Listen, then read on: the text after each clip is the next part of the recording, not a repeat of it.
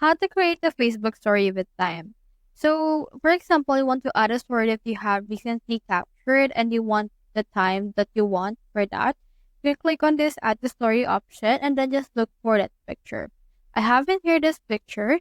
Now click on this stickers option and in here you can see this option called time. So we have in here this. So click on this right here. Now you can tap it to change the style for that.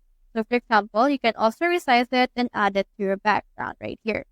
So the time right here actually depends on the time of your device. So if your device is in the 24-hour format, it will also appear that way. If your device is on the 12-hour format, it will also appear that way. Take note that if your device time changes and you already added the sticker, it will not change anymore. Now click on the share right here in order to share that particular post. So that's how you create a Facebook story with time. Hope we help.